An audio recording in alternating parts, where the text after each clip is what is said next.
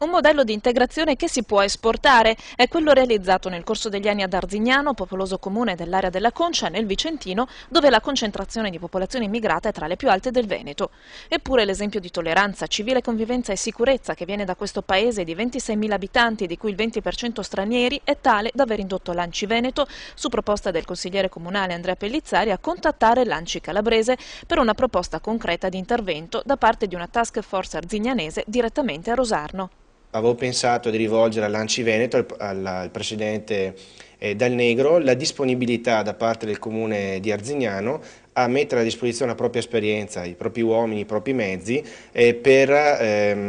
dare un contributo, un aiuto alla situazione che si trova a Rosarno. In pieno spirito ANCI di solidarietà e di mutuo soccorso tra comuni che in questo caso avrebbero un trasferimento di esperienze e di buone pratiche. Le buone pratiche sono tante ad Arzignano, portate avanti nel corso degli anni da giunte di colori diverse e che adesso vedono impegnati 30 mediatori culturali che compiono quotidianamente interventi in 13 ambiti diversi, dalla casa alla religione, dal lavoro alla convivenza giovanile. In questo modo la riduzione dei conflitti, assieme al sostegno dell'intera filiera che interessa l'inserimento degli immigrati nel tessuto locale, è interamente sotto il controllo di comune o polizia locale, attraverso mediatori appunto o vigili urbani, che in questo modo risolvono sul nascere molte criticità. Tanto che, assicurano ad Arzignano, episodi come quelli verificatisi a Rosarno da noi sarebbero per fortuna impensabili. Qui però da noi non vedo neanche lontanamente situazioni analoghe a quella di Calabrese, però non bisogna dormire sugli allori e quindi continuare ad investire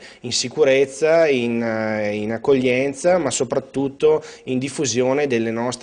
rispetto delle regole che valgono per gli italiani, ma valgono ovviamente anche per i cittadini che italiani non lo sono ancora.